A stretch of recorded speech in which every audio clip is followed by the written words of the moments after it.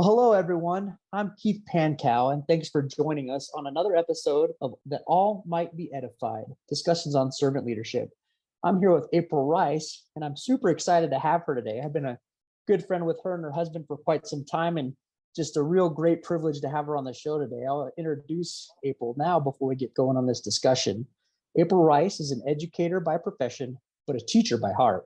She likes to say that teaching is in her DNA. Her passion and love for others has motivated her through the last 20 years in education. April received her bachelor's in health science education from Brigham Young University, Idaho, in Rexburg, Idaho, and a master's degree in higher education administration at Mississippi College, along with a certification in life coaching with an emphasis on trauma-induced coaching.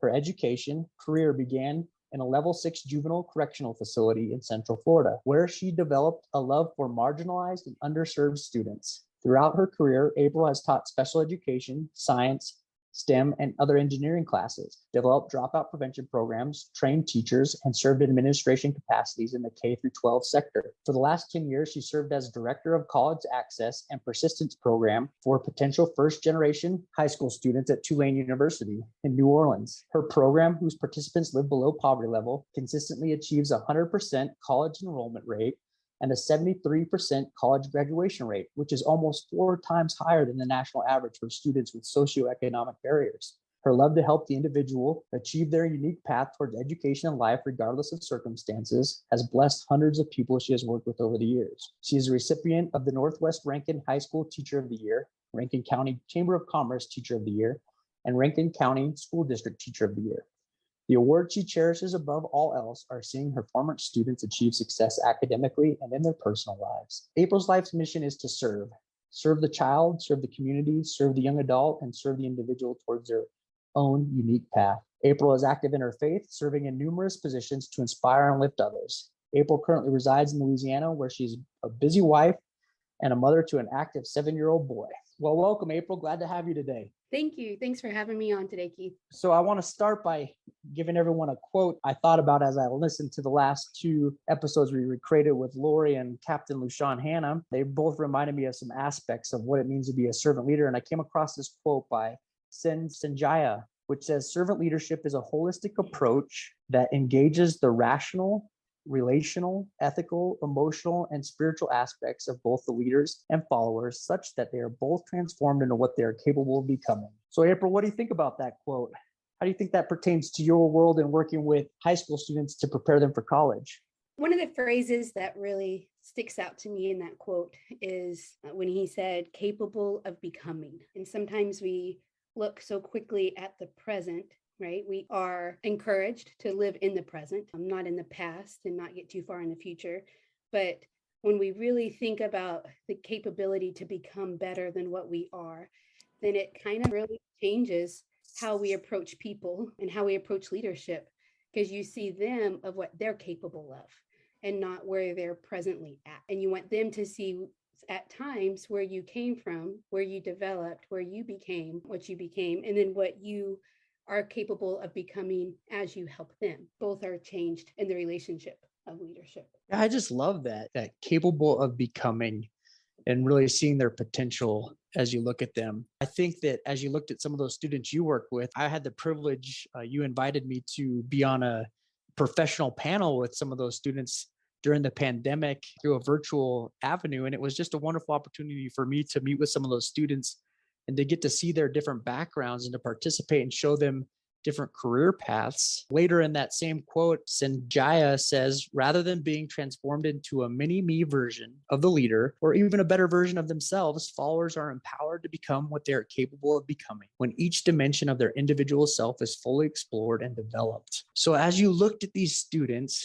both prior to the pandemic and during the pandemic, what steps did you take to help them grow and understand what they are capable of becoming and fully exploring and developing each of their individual selves? That's a good question. I love the word individual. We don't want to create many me's of the same person. That would be a horrible world to live in because none of us have it figured out. So you don't want to duplicate yourself. But you really think about it and thinking about it from the pandemic point of view. I always took the pandemic as a way to teach. I've always said, if you talk to anybody that I've worked with, they'll always hear me say, we don't talk, we teach. We don't tell, we teach. Sometimes when we work with youth, especially when you work with students who are underrepresented, and my students, each of them would be the first in their family to go to college, right? And we want to tell them about college. You don't tell people, you teach them. And when you teach them, you allow that information to transform them. When you tell them something, it's just knowledge, and then they can take it or leave it, right? But to teach is to inspire, and to inspire is to change. And so with the pandemic, I think what it did is, one, it stretched all of us to be more flexible, to be more willing to look at where the student was, for example, for my program, right? And then where they could be. And then it's your responsibility to get them from A to B by inspiring them, not by using the pandemic as an excuse. So I always liked using the pandemic to them when they would say, like, Miss April, I'm stressed out, or Miss April, I can't do this because of COVID, or Miss April, I don't think this is capable. Well, if it's not COVID, it's going to be something else. And we have to learn to live within the changes of life. So I liked that the pandemic allowed us to become a different approach to what we would normally do, right, as a leader. The other thing that made me think about when you said individual self is you have to meet them where they are and see that that's not where they will stay. And I think that's a huge thing in leadership. You cannot look at somebody as where they're currently at. You have to look at them and see where they can become, their potential. When I used to hire people, I used to look to see what I could teach them, not what they already knew, and looked for qualities that are teachable, right? I could teach anybody the steps of completing a FAFSA, the steps of college enrollment, what top 5 schools in the country are great at serving underrepresented youth, that type of thing. You can teach that. You could tell that technically, but to really make a difference in these students' lives, I always wanted a staff that was teachable. Were they kind? Did they see the student as something that they could become, not something that they currently are? Did they look at a student's academic record and say, oh, well, this isn't going to work out? Well, how do you know, right? Like, are we inspiring them to be something? So it's really like looking at where they are at and then where they are able to become. And then you get the privilege of being a part of that. And that's what is the thrilling thing of servant leadership, is that aspect itself propels you onto the next adventure, to the next challenge, to the next challenging situation of education or of teaching or of whatever you're in. Management is really seeing the growth and development. It's like manna to the soul in a sense. And you just want to keep finding the next individual that you could potentially help. Oh, I just love that. My parents didn't go to college, and I've gone to multiple colleges now. And even though my grandparents went to college, but my parents didn't, it was hard for me to envision myself going to college with just that one break in a generational gap. And so with these students, I can imagine that envisioning themselves in college was a very challenging endeavor, given that they were most of the time first generation college students. So how did you use that principle of inspiring each of these people and inspiring them to change? How did you help them envision themselves as someone who could complete college? Yeah, good question. I think I started out, especially when I would meet new students or a group of new students, and I had them put on the board, tell me about Miss April, right? So I had them tell me about myself, and I wanted to see their perception of what they thought I was, what they see me at now. You know, they could write whatever, highly educated or white female or short or blonde hair, or they would say knows everything or whatever. They're just high school students giving these qualities. And then I would put a line on the board, and then I would write about myself. And I wrote that I was hard of hearing when I was a child, that I didn't learn how to really read until I was about 9 or 10 years old, that I would stay up till midnight, 1, 2 a.m. in the morning doing homework because I was so slow as a learner. The brain is a muscle that has to be used. And if it's not used, it will go away. And it just took a very long time for that muscle to develop for me. I was the first in my family to go to college. I had to pay my entire way through college. I got my GED and left high school early and decided I'm done with high school, which is kind of funny because that's what the last 20 years I've done, right? Is work in high schools and in college with high school students. So I would kind of list the qualities or the experiences or the individual that I was, or maybe barriers that I overcame. And then I would turn around and look at them. And then they would see like what I wrote doesn't perceive what they see me as now. And I would use that as a teaching moment, that now you put on your paper the line of what you are going to become, not what you're currently at. And so you might look at it as something like, oh, we're just dreaming about the future. But I was trying to show them we perceive other people, perception is so important, as well, they already overcame, or they don't understand me. They're different. They're not raised that I am. They didn't overcome what I have to overcome. And so it helps to find common ground. I think in leadership, Keith, that you have to find the common ground in everything. And when you find the common ground instead of differences, then you start to see each other as individuals, not as just people, not as just another stranger. You see them as an individual, as a life. And then what is that life potentially worth, right? What can they achieve in that lifetime? So they were able to write down what's their perception of themselves currently, and then what will they be? So I use it kind of as a reverse for me, and then as a futuristic lesson for them. And then another activity that I love, I do every semester with the students. I used to get my son's huge, the Lego blocks, those big mega blocks that you can build like huge walls with. I'd bring him to work and we would set and build, and they would think I was crazy because why is Miss April making me build this wall? And I'd build a wall and I'd got Post-it notes.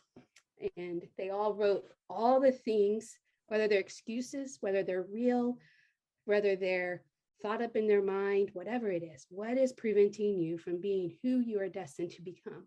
And they wrote them all on sticky notes. And they are very real. And it is a very real thing to overcome some of those obstacles. And they would stick them on the Lego blocks. And we would look at them.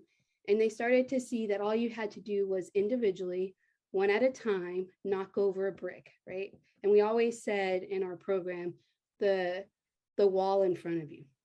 So those who achieve find a way about the wall, over, under, right through, beside, with a sledgehammer, but they find a way.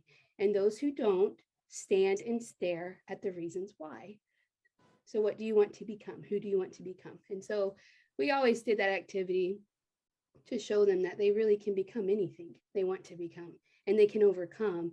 And to also be careful about how you perceive other people, that they don't understand or they don't get you, because they never thought in a million years that I got a GED and I didn't really have a high school diploma, or they didn't know that I was the first in my family to go to college, or they didn't know that we ate mac and cheese for months straight because we didn't have any money growing up. Like, you don't know those things. They only see the success of where I'm at. They didn't see where I came from. And so it helped them to see, okay, if Miss April can do it, then I can do it too. Those are some great ideas. First of all, just that line, that superficial line that we all look above the line to see what we think people are, but oftentimes those attributes that are buried deep beneath the line that made us who we are, those overcoming the barriers, those attributes of where we found ways around our own walls, those are so much more hidden and not as well advertised in most of our lives. And so I love the way you combine those two principles together to talk about how you inspire them to believe in themselves, that they can become better versions of themselves. And also how to recognize in other people that we just don't know what they've gone through. Our perception of them is just that. It's a perception. It's not the full story. And it's a great opportunity not just to learn how to overcome our own obstacles, but to learn to bridge the gap between us and other people that are not like ourselves. So I think as we talk about that, and as we continue to go, any more advice at how we look at within any organization and how we can better use these gifts of diversity, because I'll call them gifts because, like you said, if we were all the same, it just wouldn't be that great. We're not looking for many me versions of ourselves. So how do we use the gift of diversity to truly build not just better versions of ourselves, but better versions of our organizations? I think a quality that you need in order to do that is to be humble enough to know you don't know it all. So every day, I always ask the students that I'm currently working with, I always tell them, how can I be helpful? So when I meet with them individually and coach them one-on-one, after they tell me what they're going through, or what currently is going on in their life, I always say, so how can I be helpful? So I think, and these students are very different than myself. They're very different than my background, but I love them, and they know my love for them. And when I ask them that, they're kind of taken back. But I think in reality, Keith, we can all learn from anyone in any setting. We just have to be willing to listen. And I think that's the difference in servant leadership. One listens and one talks, right? Are you going to be the one who just keeps talking because you have something to share? Or are you going to listen? And then when you're listening, you can come to understand them differently when you're really listening intently. And I think that by doing that, and then by asking, how can I be helpful? They see that, one, you're willing to help them. You're not just telling them what to do. You're not telling them a goal to make. You're not telling them what will make them successful. But two, you're putting the power in their hands to change their life. You're not doing it, right? Because part of leadership, we've heard through the years, no matter what organization you're in, if you can leave and the place crumbles, then you really weren't a great leader, right? You didn't do anything to lift those below you to continue the good work once you're gone. And so I always think, how can I give power back to the individual that I'm working with? Or in any organization, how can we give power to those that we lead so that they feel empowered to make a change, to make a difference? They're not doing it because you're telling them to do it. They're doing it because they came up with the idea, right? If you give somebody a goal every time, instead of having them create the goal and you work through that goal with them, then they feel like, well, I just did it because my boss told me, or Miss April told me, or, my manager told me. But when you're helping them by saying, how can I be helpful? And you sit there and develop those goals, then it really helps you it helps them, and it helps you to hear and to listen, and you start to see them differently. And I think you see that diversity when they respond. And then you can take that as a gift per se, right? You start to see where you can connect the bridges. If we all stood in a huge circle and I play this game with students all the time, and I think everyone has, right? But you could do it in any organization, and you throw a piece of yarn across the room and you say something that someone else has in common, or you say something that happened to you and then they throw it back and the piece of yarn goes from side to side to side. What you start to see is there's this massive web, and what is connecting the web are the individuals all around us that actually have a lot in common, but we're all different. By being different, we create this masterpiece, and it shows them in a very visual way just by yarn and making this web that connects us all, that we really are connected, frankly, as a human race, as brothers and sisters. And when you see them as individuals and asking them, can I be helpful? How can I be helpful? What can I do to help you be successful? It makes them feel like they have the power to change their own lives, which then could change other people's lives. Wow, there's just so much incredible stuff there to unpack. And I'm going to leave it to many of you listeners to unpack a lot of those different things, as we have a limited amount of time, but I will have to come back to some of those thoughts on my own just to think about them. But one of the things that you said that just really resonated with me is the connection between listening and servant leadership, and how a servant leader is a listener. And I think that's a skill that needs to be honed. And I once heard a different leader talk about how his organization spent a week training people how to listen. And most of us go to public speaking classes, college, we have to do some presentations, but very rarely are we trained how to listen, other than just how we grew up. And I think there's a lot that could be said there about focusing on how we learn to listen. And the other thing that you said that just really resonated with me is how you used the web to connect people through their commonalities and through their differences. Because our differences make us unique, but our commonalities pull us together. They create that web. And that's just such a powerful, powerful thought. I know you and your husband very well, so I know that you just recently left this wonderful organization that you were very proud of. I know that must not have been easy.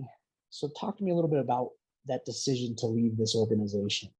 Yeah, it wasn't an easy decision. And it really made me think that even in leadership, right, in organizations, there are seasons and there are times. And sometimes those seasons are up for reasons we know and for reasons we don't know, for new opportunities or for faith. I'm a woman of faith. And so I believe that sometimes we do have to step out in the dark when circumstances are necessary for us to make a change.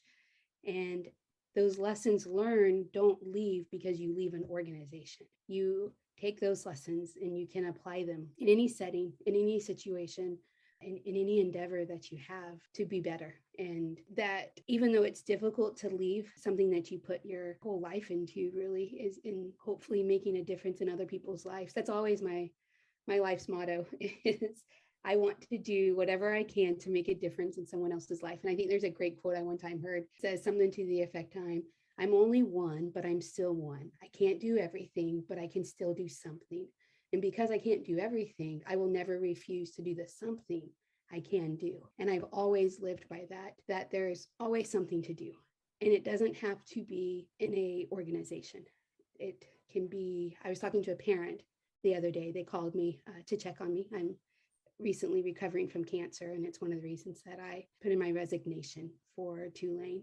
And they called and asked me to help their daughter with something. She's trying to get into college, and they needed help with something. And they, were apologizing. I'm sorry, we're calling you Miss April, and we know you don't work there. And I'm like, no, baby, that is not. I am still Miss April, even if I don't have the title director. And I meant that for them, and it made me really think that when it comes to leadership and when it comes to who we are, it is who you are. It is not just because you have a position. It is most people who are in different positions sometimes think, well, let me just get to the top. Let me just get to management. But if you're not developing who you are, by the time you get there, you're not going to make any difference when you're up at the top. And eventually the top falls and you move, you change, you get cancer, life changes, life happens. And you kind of see really quickly who you're made of, what you're made of, and the qualities that maybe made you successful in that organization either go with you or they were just the organization, if that makes sense. So it was tough. It was difficult, but I'm grateful for the opportunity to learn new lessons and grateful for the chance to see things in a different light that I would have never seen if I just stayed as a status quo, doing what I just love to do, right? And not really like pushing myself to the next level or pushing my faith to what might be next in my life. Yeah, thanks for that. Thanks for sharing such a deep personal lesson with everybody. And I know many will value that and learn much from it.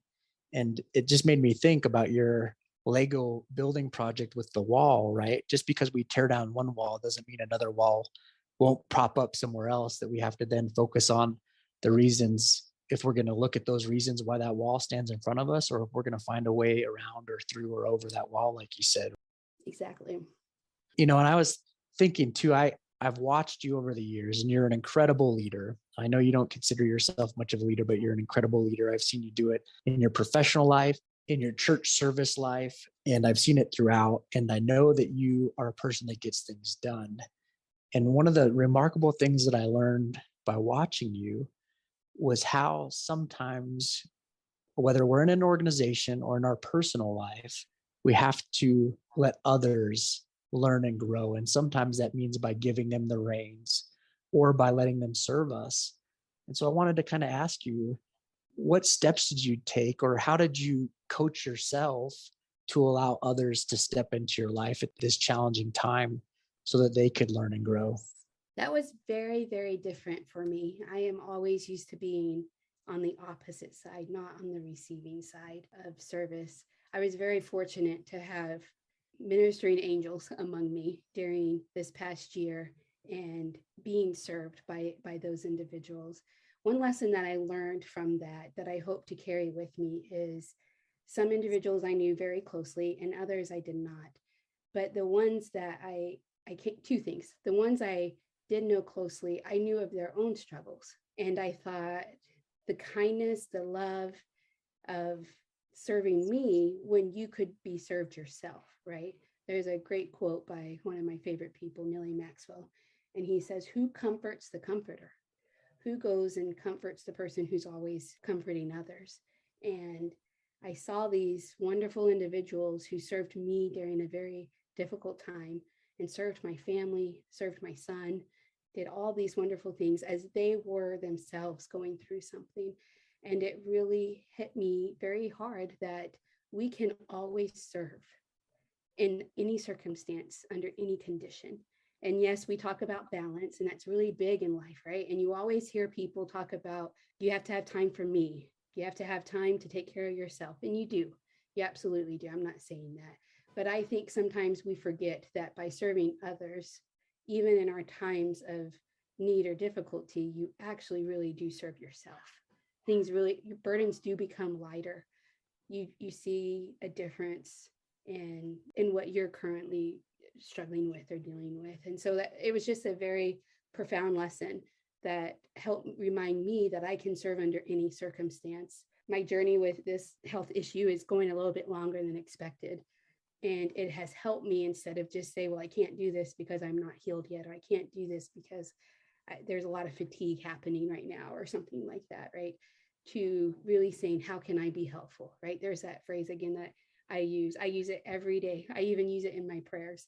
How can I be helpful today, God? Where do you need me, and how can I help? And there's always something to do. And so by seeing people serve me, it made me see you can always be helpful under any circumstances. And then the other quick thing that I learned is to listen. And I tried really hard on the days that I felt well enough, when people came to visit, to have them come in and sit down, even though they said, oh, no, I'm just dropping something off. And it really allowed me to, you were talking about the skill of listening. I think just because we all think we can hear, we can listen.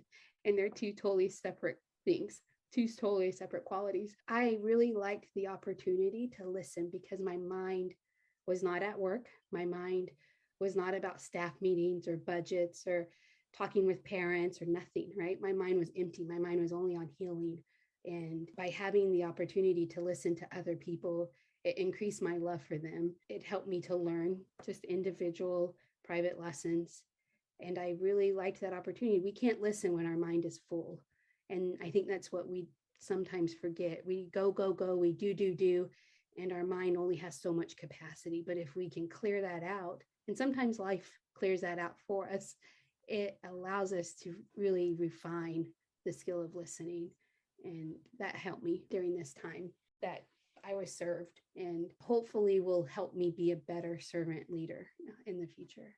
I just love that. And normally I like to give one challenge to the listeners to partake of in throughout the week, or to better themselves or to better the people around them. And there's just so much good stuff here. I'm having a hard time thinking about which challenge we choose. So I'm going to give an option this week to all you listeners out there. Do one of three things. Now, if you're an extreme overachiever, you can do all three or two of the three, but just try to do one of these three things. And it's completely up to you. Try to envision or even build that wall. Take your kids' Legos out, build that wall. Think about those barriers that are placed in front of something you want to achieve within next year or next month, and start to remove those barriers, remove those blocks, or focus on how you can serve another. Servant leadership is always about building people up. So find someone in your organization, in your family, in your community that you can serve, that you could do something for. The holiday season is a great time to think about that. So that should be easy. Or the last one, focus this week on how you can be a better listener. Don't just hear the words that are being pronounced to you. Listen to the message that's being presented. Listen to the whole message, which includes the whole person that's giving that message. What are their influences? What are their barriers? What are their hardships? What are their life struggles? What are their times that they haven't been seen or heard that are influencing that message? And really think about it. But your choice. Choose one of those three things. Now, April, before we wrap up, I'll give you one last chance to give any final thoughts. Yeah, so I have two quotes that I'd like to quickly share, if that's okay. Absolutely. One of them is by the leadership guru, Ken Blanchard. And he always says, the problem with the rat race is you might win the race, but you're still a rat. In leadership, we can be kind. And if we start out every day with just kindness and really honestly look at people as individuals, then will go further than the rat running the rat race. And life is a rat race just don't become the rat, because in the end, you didn't actually win anything. You didn't achieve anything. You didn't change anything. The world's not a better place. Be the reason why the world is a better place. And I love that. Be the reason why the world is a better place. And that just will make your life better and the people around you. And then my last thing I just want to quickly share is it's by Theodore Roosevelt. And it's, if you saw my office, it's a big, big sign that hangs in the back of my office. And it actually hangs in my home office. It's something I absolutely love. And I'm just going to share it quickly. And it's called Man in the Arena. And it's not the critic who counts, not the man who points out how the strong man stumbles, or where the doer of the deeds could have done them better. The credit belongs to the man who is actually in the arena, whose face is marred with dust and sweat and blood, who strives valiantly, who errs, who comes short again and again, because there is no effort without error and shortcoming. But who does actually strive to do the deed, who knows great enthusiasm, the great devotions, who spends himself in a worthy cause, who at best knows in the end the triumph of high achievement, and who at worst, if he fails, at least fails while daring greatly, so that his place shall never be with those cold and timid souls who neither know victory nor defeat. Sometimes we don't want to go with a new opportunity, a new challenge. Sometimes we don't want to knock over that brick wall. It's scary on the other side. We don't know what's on the other side, right? It's easier to look at our excuses or life circumstances. They're not excuses, they're very real, and not want to knock that over, take the new position or lead in a different way than is maybe traditional. But think of what you can achieve. And if you take that chance to be in the arena of life, the arena of leadership, I love to be in the arena of youth. They are everything to me. And I think our future is in our youth, and we have to give them everything we have. And I think if we are all willing to get into the arena of life and try daringly, then greatness happens. The world becomes a better place. People are kinder. We learn, we become humble. And I'm grateful for the arenas I've been given. And I'm grateful for the new arenas that I'm now in. And I hope that I can always live my life to be willing and to have a little bit, to be daring, to jump into the arena of life. So life can be worth something when all is said and done, and the world can be a better place because of it. So thank you, Keith. Thanks for having me on. Well, thank you, April. And what a wonderful way to summarize and finalize everything. I love both those quotes. And I'll just add, yes, please, all of you listening, get in the arena of life and let greatness happen. That's a great way to summarize and end things. So grateful April could be here. And I leave a last parting shot about April for all of you. April quickly responded to my invitation that she didn't see herself as a leader. And I know, as many of you are seeing through listening to this, just how much of a leader she is. And that was one of the points of inviting her, so that many of you could begin to see the leader within you. Because I think that there's a lot of people out there that don't realize how much of a leader they are. And I hope that you see a little bit more of that in yourself after this episode. So thanks for joining us. This has been a wonderful episode of That All Might Be Edified, Discussions in Servant Leadership, and have a wonderful day.